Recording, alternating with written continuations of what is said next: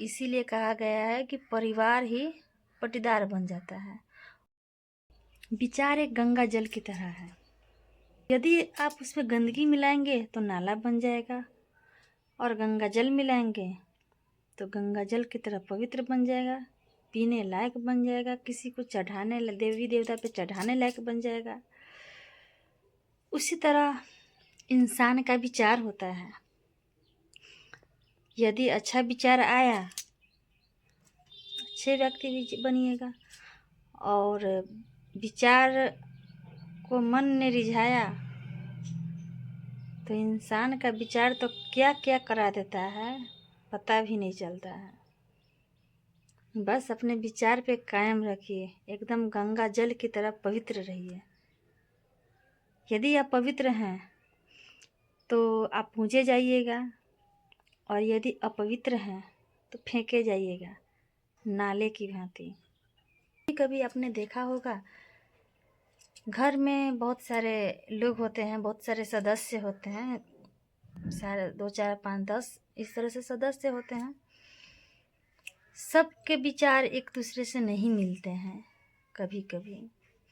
कभी कभी बहुत प्रेम से चलते आता है परिवार, बहुत ही स्वाभाविक है कि बहुत अच्छा से परिवार चलता है, और बाद में चलकर विचार बदल जाता है, एक दूसरे का मन बदल जाता है, उसका विचार उससे नहीं मिलेगा, उसका विचार उससे नहीं मिलेगा। इससे होता क्या है कि घर में कलह आ जाता है, एक दूसरे के प्रति हिंसा की भावना आती है, लड़ने झगड़ने की स्थिति पैदा हो जाती है, और जिसके वजह से अपने ही अपनों के दुश्मन बन जाते हैं और एक दूसरे से अलग हो जाते हैं।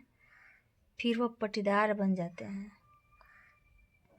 और जिस दिन वो परिवार पटीदार बन गया उस दिन आपका भला नहीं सोचेगा ना, बिल्कुल ना।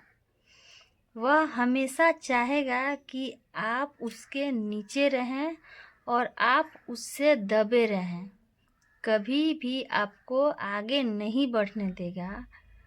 यदि छोटी सी चिंगारी आपके घर में लगी तो वह उसमें घी डालकर उसको जला देगा, आग फैला देगा।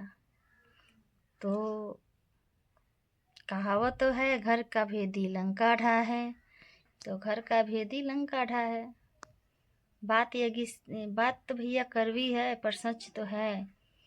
यदि मेरी बात आपको अच्छी लगे तो एक लाइक ज़रूर कर देना।